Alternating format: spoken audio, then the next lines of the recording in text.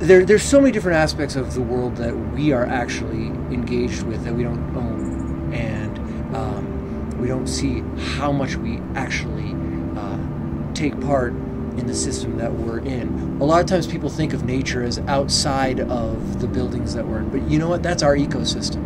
And if we want to become more like nature, well, heck, our nature is where we are. Let's make our nature the best place possible. I think that if someone were to look at a challenge, you could look at it as difficult or easy, but then you could dig underneath that and you could actually find a lot of satisfaction in difficult tasks. And I think that a lot of times difficulty can be mired in the negative connotations associated with it. I don't really have to look at this mountain as the biggest, most difficult thing in the world for us to do. In fact, it could be really, really satisfying and empowering for us to actually regain control of the system that we're actually controlling. And we don't always own the fact that we are so embedded in this world, we can almost see ourselves as separate.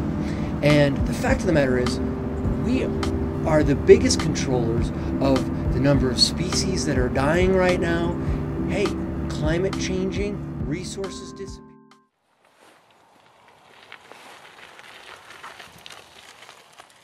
I want to get off of coal right now. You can't. You cut off the power lines, we're hosed.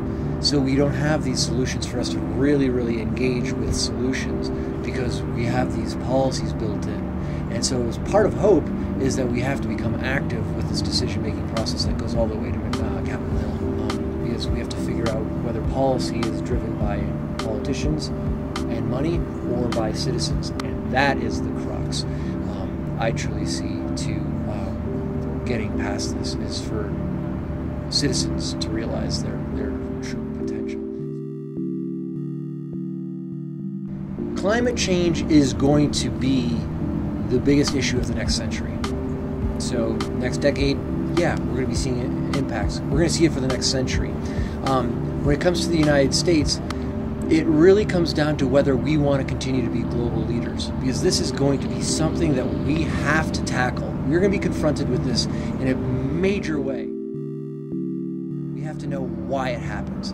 And if we don't like the effects of climate change, but we realize that we're part of creating it, that's part of the solution. So the solution is actually ownership.